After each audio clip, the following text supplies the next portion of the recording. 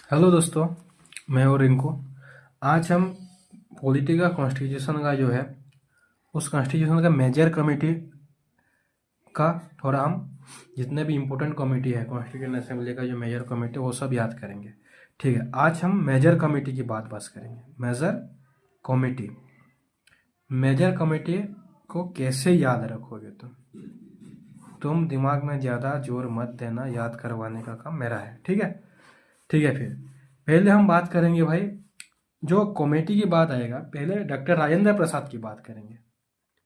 वो जैसे पहले प्रेसिडेंट थे डॉक्टर राजेंद्र प्रसाद।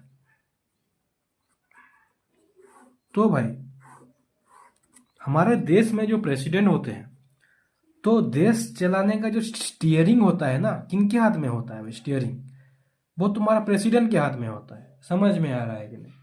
जो जो कुछ भी प्रोसीजर बनाएंगे वो सब कौन बनाएंगे भाई? रूल्स प्रोसीजर वो मतलब राजेंद्र प्रेसिडेंट बनाएंगे तुम्हारा। तो राजेंद्र प्रसाद जो थे, ये मेजर कमेटी जो था पहला जो स्टीयरिंग कमेटी का, वो चेयरमैन थे। समझ में आ रहा? स्टीयरिंग, स्टीयरिंग पता होता है, जो कार में जो ऐसे ऐसे ऐसे चलाते हैं, घूम वो राउंड वाला जो रहता है, वो स्टीयरिंग कमेटी होता है।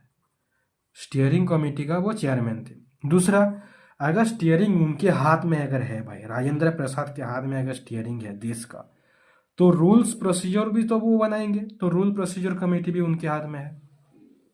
जो चेयरमैन भी रूल्स ऑफ प्रोसीजर कमेटी का, वो चेयरमैन भी वही है, प्रोसीजर कमेटी जो था। याद आ गया भाई इतना? राजेंद्र प्रसाद।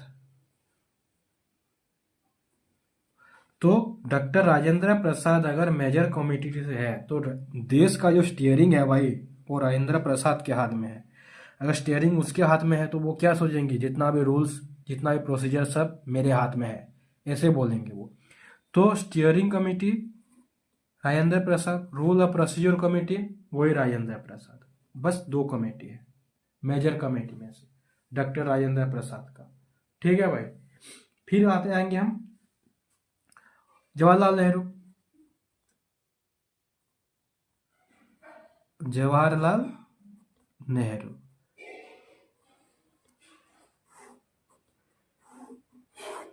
ये तो भाई तुम रूल बनाओगे भाई।